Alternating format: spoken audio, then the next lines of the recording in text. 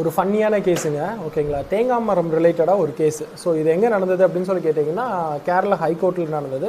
2 வீட்டுக்கு நடுவில் வந்து ஒரு தேங்காய் மரம் வளர்ந்துருக்குங்க. இந்த தேங்காய் மரம் வளர்ந்ததை வச்சு இவங்க என்ன பண்ணியிருக்காங்க அப்படின்னா, ஒரு பஞ்சாயத்து ஆஃபீஸில் 2 பேர் பேசியிருக்காங்க, போலீஸ் ஸ்டேஷனில் பேசியிருக்காங்க. அப்படியும் ப்ராப்ளம் சால்வ் ஆகலை அப்படின்னு சொல்லி கேட்டு இது டேரெக்டாக வந்து கோர்ட்டுக்கு வருது. ஸோ கோர்ட்டுக்கு வந்தப்போ அந்த நீதிபதி பார்த்துட்டு, நீங்கள் 2 பேர் போடுற சண்டையில் தேங்காய் மரமே உங்கள் சண்டையை பார்த்து சிரிக்கும் அப்படின்ற மாதிரி அவர் ஃபன்னியாக ஒரு சொல்லிட்டு ஜட்ஜ்மெண்ட் கொடுத்துருக்காரு. என்ன அப்படின்னா, இந்த தேங்காய் மரம் உடஞ்சி விழுகிற மாதிரி ப்ராப்ளம்ஸ் எதுவும் இல்லை. ஸோ இந்த தேங்காய் மரத்தினால பக்கத்து வீட்டுக்கு எந்த இடையூறும் இல்லை. ஸோ அதனால இந்த கேஸை நாங்கள் தள்ளுபடி பண்ணுறோம் அப்படின்னு சொல்லியிருக்காங்க.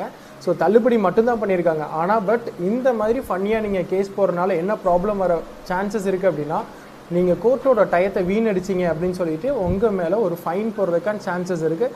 ஸோ இந்த மாதிரி வந்து எந்த ஒரு யூஸும் இல்லாமல் ஸோ ஒரு செயல்பாடுகளை கொண்டு போய் நீங்கள் கேஸாக வந்து பதிவு செய்யாமல் இருக்கிறது ரொம்ப நல்லது அப்படின்றது என்னோட கருத்து.